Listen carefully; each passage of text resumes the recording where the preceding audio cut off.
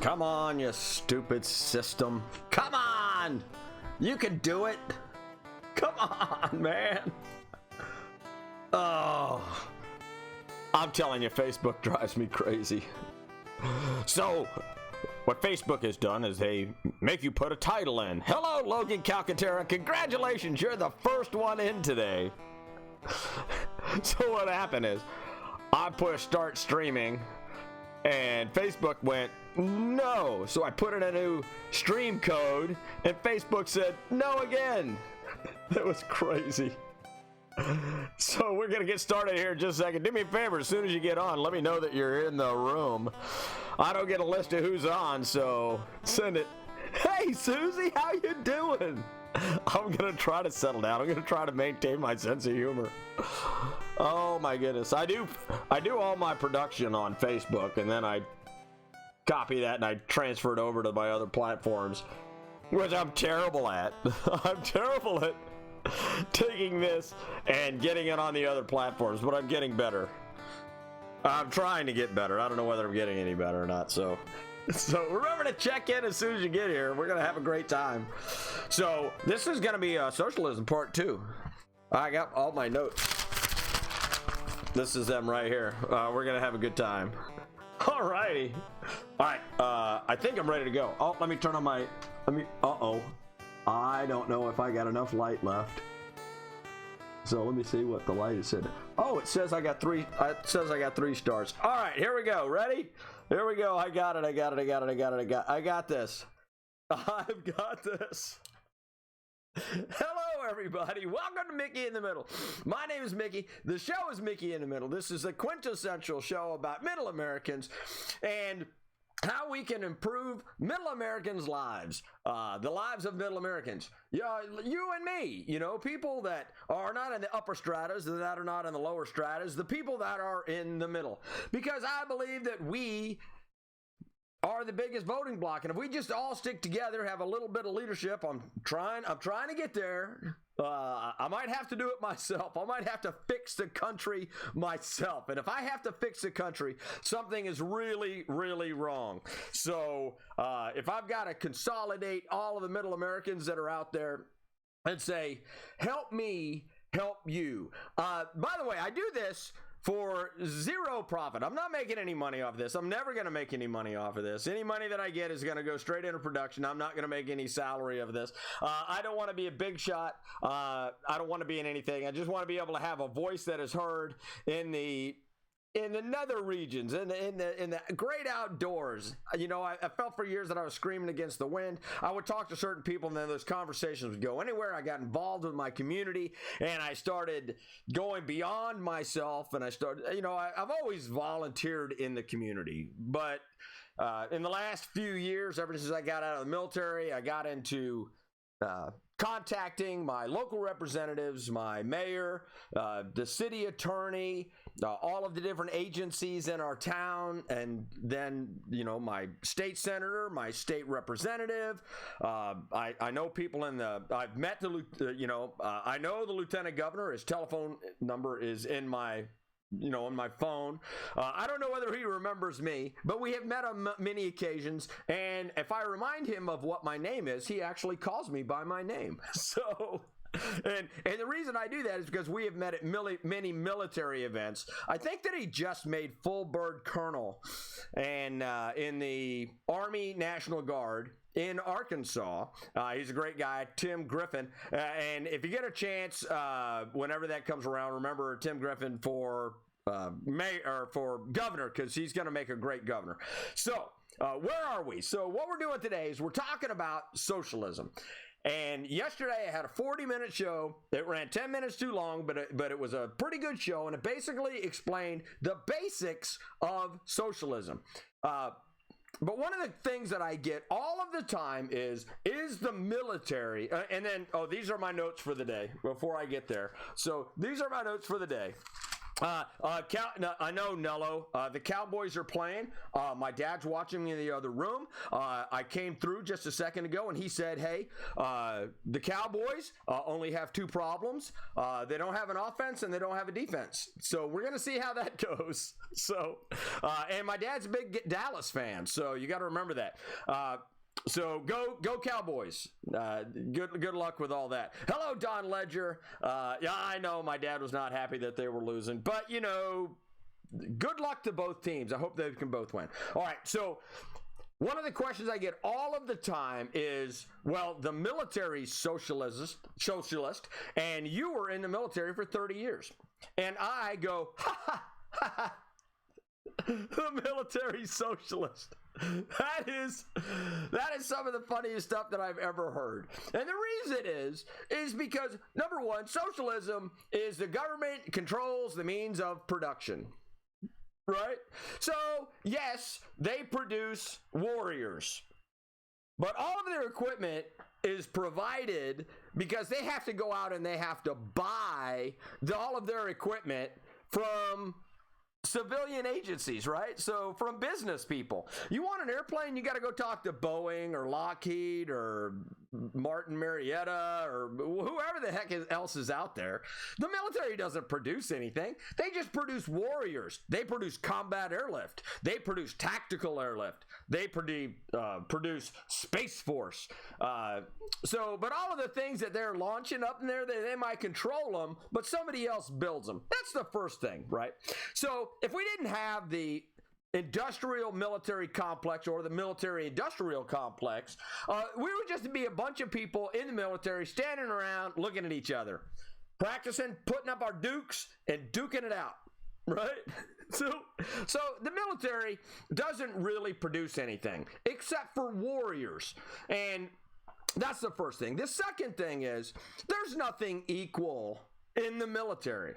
There's nothing equal in the military. When you come in as an E1, which is the lowest rank in all military branches, when you come in as an E1, if there's an E2 gets paid more than the E1. They get a higher housing allowance than the E1. Now, some things are equal. All of the leave days or all of the vacation days that people get, those are all equal. They all get access to a military health system. And the military health system's okay. But do you know why they have a military health system? Because people get blown up in war and they try to patch them up so they don't die. So if you go overseas and you deploy and you go to some place like Afghanistan, Iraq, Kosovo, down into, Honduras, El Salvador, Nicaragua, if you go to Australia and you get hurt, the military medical system is there to patch you up. They're not producing doctors for the good of the moms and the dads and the brothers and the sisters. And that medical system only applies to the people that are in, and sometimes their dependents, the people that live with them. If they don't, then they pay off-base private doctors and doctor healthcare systems to take care of the people that are in the military or their dependent families. So it's not equal. So socialism is about everybody getting the same things, right? So there is a huge difference in an E1, which is the lowest rank, and a 014 maybe? I don't know what the heck they are, right? 07, 8, 9, 10, 09, 10. Whatever the 4-star general is, a 5-star general, I don't know. I was never really good at this military stuff, right? But there's a huge disparity in pay between the E1 and the O top of the line. So don't think that anything in the military is equal. Number 3.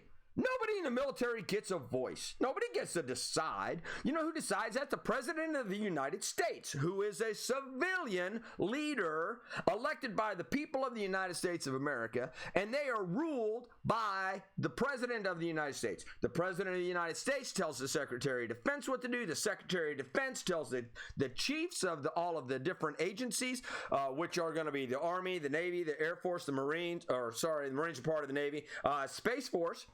And then they tell them what to do. And then they don't have a choice about it, right? So they're all employees. So the highest ranking person in the military is still an employee of this system. We can replace the entire military right now. We can go private. Like many policing agencies throughout the United States of America, they can go private. Right? All you have to do is go hire Bubba with a shotgun and say, you're the duly elected representative to do the law enforcement of our town. And then they're contracted to do that. Everybody has a problem with private prisons. Well, prisons are the same way, right? It used to be run by the government. Now they hired private firms in order to do that. You can hire organizations like Blackwater. I got several friends of mine that work in Blackwater, which is a security company. They work in the United States. They work overseas. They work for anybody that hires them. But the entire military can be replaced by a private organization. There's no socialism in that. You know? I signed up for a benefits package, and if I got booted out of the United States military, I didn't have access to those benefits anymore. Another thing is not everybody can qualify in order to be in the military. You can't. Did you know that like 60% or 70% of our young people are not qualified to get in the United States military due to some type of physical or mental inability to make the standard grade for the military? So if the military was socialist, it would apply to everybody, and that means that anybody with, if you were blind, you could get in the military. Blind people, as far as I know, still can't get in the military. No offense to blind people, but it's really hard to shoot a tank if you can't line up the sights. I'm just saying. So the military limits the number of people that can get in. Number two, they can also throw the people out.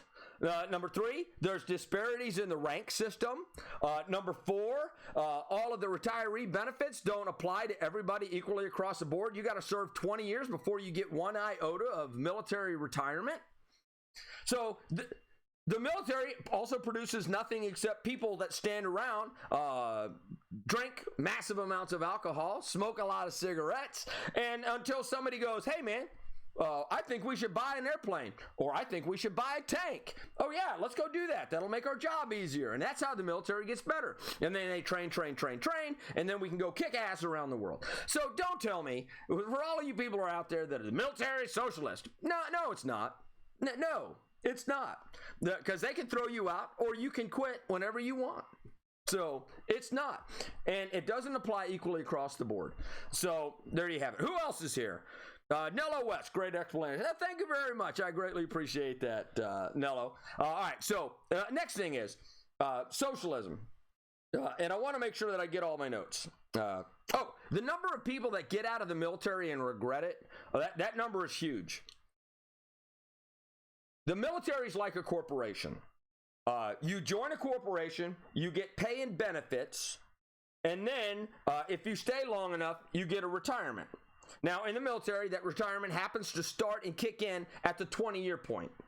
If you quit before that, now they have some type of a 401k, 501k, whatever the heck the K thing is, that you can take with you a little bit, but you still don't have any of the benefits and you still lose the rest of the benefits. And then you can't go on base anymore. So with that being said, I know a great number of people that have told me over the years, hey, I regret getting out of the military. You know what that means? That means that they made a different decision than I made. Because when I was young, I did a cost-benefit analysis of where my life was going to be. See, I started working when I was 13 years old, and I started mowing lawns, and I started doing odd jobs, and I started making the cash, and I really liked it. And I was like, hey, look here, I have more money than all my friends, so I'm not going to do all the extracurricular activities. I never went to high school dances unless I was working. right? So I've been DJing ever since I was in high school. But I also worked 2 jobs when I was in high school, as well as going to high school, so that I could have that, so that I could afford my own car, so that I could afford my own insurance, so that I could get to school, because it was a lot easier than walking 1.5 miles every day to school and walking home. So I saved up my money, and then I borrowed my dad's moped, and I used to drag a lawnmower all around the city and mow lawns. So I've been in business for myself for a really long time. When I was 15 years old, at 14, I started working at Burger King. At 15, I was legal to get on their payroll. At 15, I started paying Social Security. And then through the ages, I've worked I sold toys. I worked in warehouses. I sold furniture. I've made pizzas. I know how to do the slicing with the thing, right? So not only that, but I've also been in several multi-level marketing businesses, and I've also owned several businesses, and currently I own Spillane Enterprises. You know why I do that? So that I can feed myself, so I can put a roof over my head, so I can take care of, so I can buy this shirt, so I can buy these little earbuds. See, that's the basic thing of me. I have the ability to own things. Now, when you have the ability to own things, that kind of changes the dynamic of your life. So either you can own things or you cannot own things. And you can either work for somebody else who will give you money so that you can have all those things that I just talked about, or you can go out and you can exercise your free will and you can collect assets or money that you can turn into assets. And then you have to have the ability to trade those. So when I was young, I did a cost-benefit analysis about me staying in the military. I did it when I was young. Well, I did it in my early 20s. I did it in my early 30s. And in my early 40s, when I turned 40, I was like, woohoo, I can make it. Did a cost-benefit analysis, and I decided I was going to stay in the military for as long as I possibly could. And the reason was because on the cost-benefit analysis and about the way that the retirement system worked for there, I made the decision that I was going to stay in. Some people get out at 10 years. No retirement. Some people get out 20 years with a retirement. Some people get out at 30 years with a little bit larger retirement. That's not big a deal. But the reason I say that is because people make decisions all of the time based on the economic situation that they're in. And this is important in socialism. And when I say that, this is the reason why I say that. Let me do this. All right. So here we go. 5, 4, 3, 2, 1. This right here is the individual, right? So the questions are, can they own stuff? Can you own stuff? Do you think that you need to be able to own stuff? If you think that you can own stuff, then yay, that's the right attitude. That means that you are born a little bitty naked baby, and when you come out of the womb, you have nothing. Everybody starts in the exact same place. But as you go on, you make decisions, and you either work or you find some other way to acquire something, and then you own it. If you own stuff, can you do with it what you want? Can I burn everything that I own? Right? Can I burn everything that I own? Do I have the ability to do with whatever I want on my own? Can I trade that stuff for something else? Right? So can I trade with you? Is that a freedom that I have? Right? If I own something, can I trade it with you? And then can you do with it what you want? Can you burn it? Can you trade it? Can you make it into something else? Because that's what capitalism is. Capitalism is a very, very simple concept. You own stuff. You can trade it with other people. You can make your stuff more valuable, and then you can trade it for more stuff. So let's say that I have a shirt, and I go down the street and I trade it for 100 marbles. And then I take those marbles and I polish them, and I go take those 100 marbles and I trade them for 2 shirts. Because I polished the marbles, I have now doubled the value, because if I can find somebody else to trade with me, then all of a sudden now I have bartered my own stuff in a free relationship with somebody else. They give me 2 shirts. So I started with 1 shirt, I went to 100 marbles, I polished them up, and now I have 2 shirts because I traded them away. I want you to think about Amazon. Do you think the United States government could have done Amazon? Because we all know Amazon is this great, big, huge billion dollar company, right? The dude that's in charge of it, I don't even know what his name is, but that guy's a genius. You know what he started doing? He started by selling books online. Books! He was a little bitty online bookstore. And it started getting a little bit of traction. And people went, oh, yeah, it's a lot easier to buy books from this guy because my local bookstore and my library don't have those, so I'm going to go get it from these guys. And he started at the very beginning. And you know what? So he started selling, and then he went, hey, you know what? I'm gonna spend money on, or I'm gonna also sell mice. I'm gonna sell a little mouse on there. And you know what? I'm going to sell a pen because people might need to write. And I'm going to sell a little battery charger. So the guy started selling stuff and entering through many trade deals that he made online. The guy started making a little bit of profit. And he traded the stuff that he had for money, and then he bought more assets. And then one day, somebody came up to the dude that owned Amazon and goes, hey, man, you got a pretty big site. Do you mind if I take a little part of that site and I sell my stuff on there too? And he went, yeah, that'd be great, dude. Come on. I'll make you a little bitty part of my website, and I'll list you with all my stuff, and you can make a little bit of money too. So individuals started signing up for Amazon. And that's how it became the biggest marketplace in the world, is because he started itty bitty teeny weeny tiny. And he owned his own stuff. And then he made trades with other people. And now people are mad at him for being a billionaire. But how many other people did he help through trade with them? Like if I go on and I want to do Christmas and I want to use it through Amazon, that right there is free trade. I'm trading my money to Amazon for a thing. And that thing could come from Amazon, or it could come from a little bitty mom and pop business right down the street. My neighbor could be selling water bottles, right? So all of these trades are very, very important. Here's the reason why. Right? He's the people. They're not, are they free or are they not free? Because if they're free and they have free will and they can trade and they can own stuff, or does the government control the means of production, the profit, the resources, salaries, because everything is controlled by the government? Because the government has to control things. Because that's the definition of socialism. The government controls everything that is produced, right? They control the means of production. So that means if they're going to control the means of production, then they're going to have to tell Amazon how to do their business. They're going to have to tell them what to sell, how to sell it, how much to sell for, and who is smarter, anybody in the government or the dude that runs Amazon? I'm going to give you a minute to think about that, because that's what the problem is with socialism. You don't realize that you either have free will, and you own your own stuff. You can do with it what you want. You can trade for something else, or you can do what you want. Because this is the only thing the government does.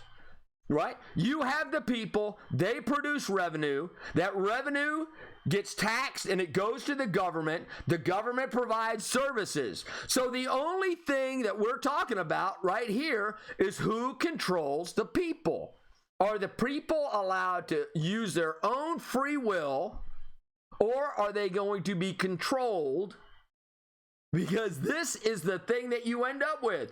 The government controls the means of production and profit. They provide that to the people to produce revenue, and then the government benefits. And then, because of that relationship on top, they can then provide services. The only difference is the free will of the people. Who's free? Are you controlled by the government? Or are you controlled by free will? That's his. Oh, wait a minute. That's as basic as I can make socialism. And if you say democratic socialists, you're either voting for the one system where the government controls the production, the profit, the resources, the salaries, and everything about something, or the people do. Or the people do. Because here's what the thing is. When the government controls the production, the profit, the resources, and salary, that means that they make all of the decisions and they take the hand of the people and they tie them. And then they go, you're not allowed to own things. We have to own it. You're not allowed to own a factory. You're not allowed to make your own decisions about the factory. We have to own that because it's for the good of the people. And then you go, well, why in the hell would I want to get involved with that if you're going to be involved with my salary and if you're going to tell me everything to do? Because that's the way it works right now with schools. The only great saving grace is that the federal government right now does not have total control of the schools. The states do. And the states still allow charter schools. They still allow private schools. They still allow religious schools. They have they have a big public education thing, right? But we can vote for how those little school systems operate because they have to hire the superintendent. You have to vote for the school board. The school board and the mayor work together to find the superintendents of school. And then when they hire that person, they have to hire the teachers.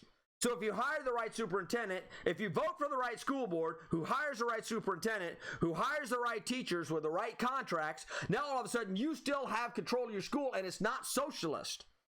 But if the government tells you who to hire as a superintendent, how you're going to run your school, and they don't give you a vote, then that makes it socialist. Does everybody understand the parallel? If the government controls the means of production, that means that they control everything inside of that.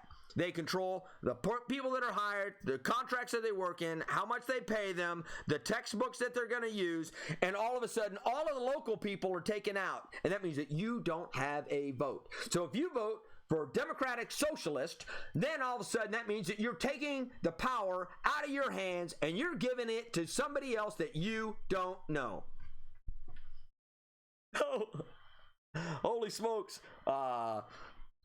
Holy smokes, you guys have been cranking on this. Hi, Nello. Hi, Cammy. How you doing? Comrades in arms, you betcha. 401k. Thank you very much. We shared the blue car first car. Yes, we did, as a matter of fact. You forgot uphill through the snow both ways. Sorry I'm late. I missed your last show, but I watched it very good. Oh, thank you very much, Bruce. I appreciate it. Laughing out loud. Bill, he did. Well, we lived in Germany, had to wake up before sun up about half a mile over railroad tracks. That is correct. I remember doing that, Cammy. Dallas just missed another field goal. Well, apparently they have three problems: offense, defense, and special teams. Free will. Can I trade halibut for $10 steaks? Yes. You come down, you trade halibut, I will buy you a steak. Even if it's not. Socialism fails every time. Yes. Now, let me explain to you why socialism fails every single time. Here's why socialism fails every single time. There's only one system in socialism.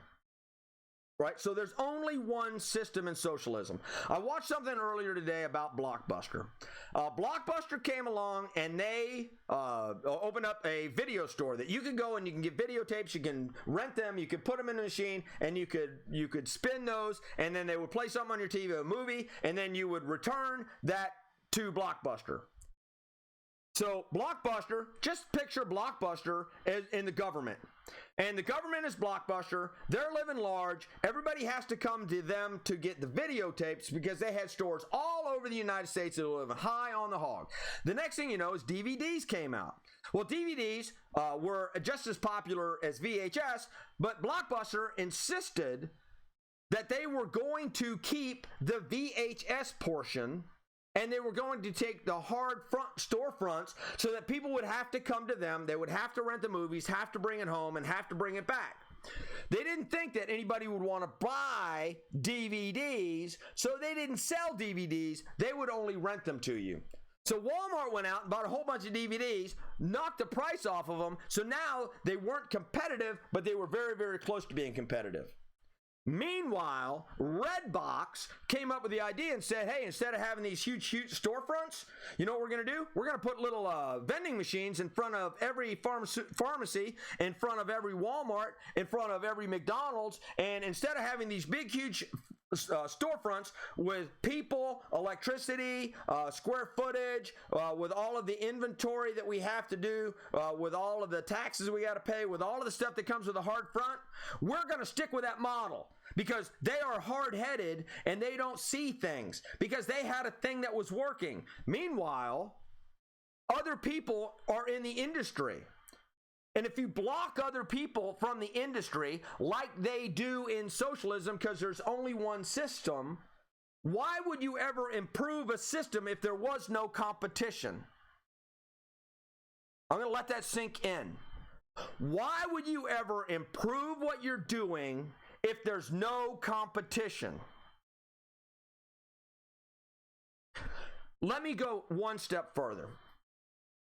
When you start talking about competition, you remember VHS and Beta? They're two videotape systems. I'm going back to this. I'm using references from the Blockbuster era. There are two different systems. One system was better, but people preferred the other because it was a little bit different format. It was a little bit less bulky, but there were two different systems, but the people decided which one they were going to go with. If you only have videotape companies that are producing videotapes and you don't let the next thing like DVDs come along, then you cannot progress because the videotape companies are comfortable doing videotapes. Why would they ever improve and put out DVDs when videotapes are being consumed by the consumer? So somebody came up with DVDs. And everybody went, whoa, DVDs. Hey, look, it's a hard little plastic disc. They're a lot easier to handle. We don't have to worry about the tapes getting messed up. And we don't have to worry about the running back and forth. We don't have to worry about the cases breaking because they're much more durable and they're better and they're a smaller format and they're flatter. So we're going to go with the DVD. And guess what? Then Blu-ray came out. And Blu-ray gave stunning pictures. But why would the Blu-ray company ever come up with, why would they ever come up with Blu-ray? Somebody else had to compete with the videotape. So DVDs competed with those guys, and then Blu-ray came out, and then all of a sudden now you have 4Ks. 4K TVs are only reaction to the video formats that they come out. So now they're coming out with 8K. I've got incredible 3D TVs in my house. They're incredible. You want to watch a great DVD movie? Watch the movie Tangled. It is an incredible 3D movie. It was the first one I ever saw. It's still my favorite 3D movie because the graphics in it are absolutely incredible. But 3D went away because it didn't win in the marketplace. The people didn't want it. So now we're getting 8K, and I'm glad that everybody didn't stick with 3K, but that's how you would advance a society. So if you have an education system that is across the board, why would anybody want to improve the education system? Do you think that everybody's like, oh, let's go this and let's do this? No, you have to try different things. You have to see what works in a marketplace of competing ideas, and then you have to go with the most successful one. This is why I'm so impressed with the way that the government is handling this vaccination program. They didn't just take and bet on one horse. They didn't say, American medical system, you do it.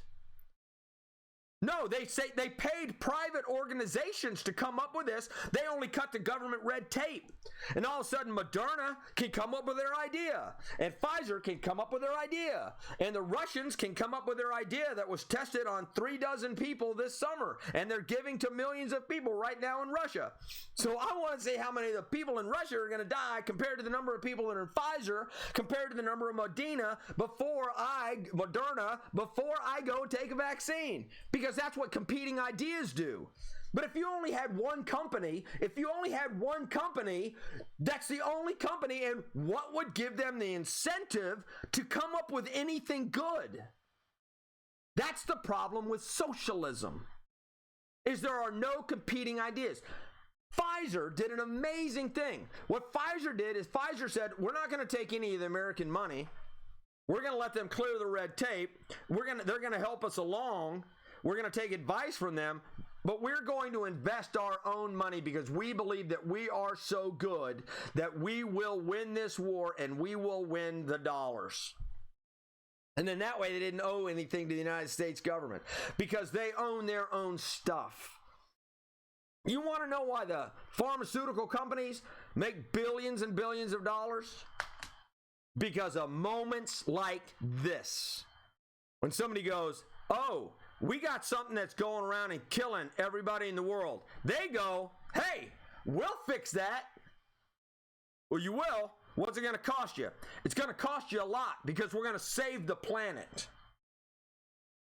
But if they did not exist, we would not be able to solve this problem. The only reason they exist is because some chemist somewhere said, hey, look here, I'm going to start a pharmaceutical company.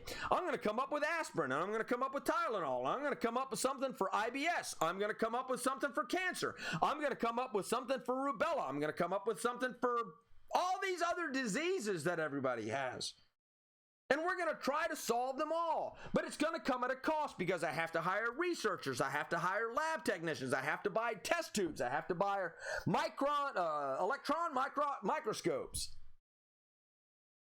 And the only way that you can do that, the only way that you can do this is through this. If you have freedom and you have ownership.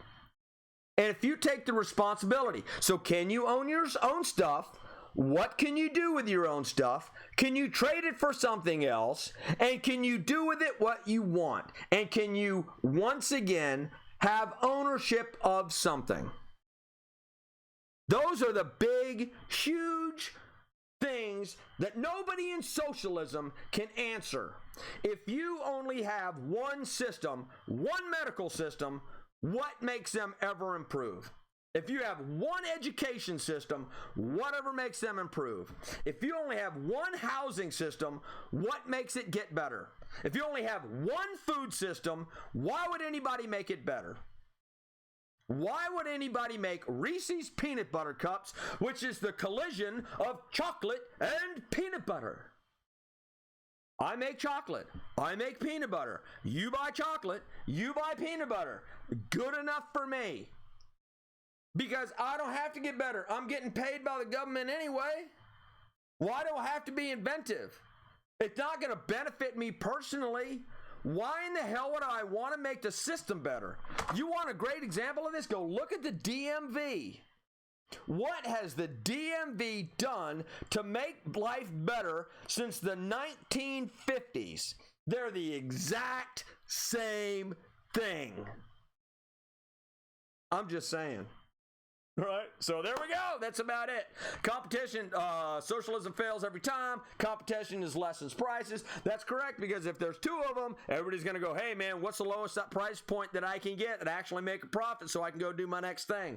All right, so that's it. Oh, so I can do a third show on socialism. Matter of fact, I should become the Mickey in the Middle I Hate Socialism channel. So anyway, that's about it. 37 minutes. Oh, my gosh, there's two 40-minute shows. Hey, thank you very much for watching. I greatly appreciate it. Thanks for tuning in. Thanks a lot for all of the comments. I hope you enjoyed the show. I hope you understand the situation between capitalism and socialism a little bit more. Love you. Remember, Mickey in the Middle, Monday through Friday, 9 p.m. Central, either from right here. Oh, by the way, I'm trying to look better. I'm trying to put on a collared shirt every single time. I'm trying to straighten up the background. Look at that. I made the bed for this. So I just want to let you know I really appreciate you guys showing up all the time.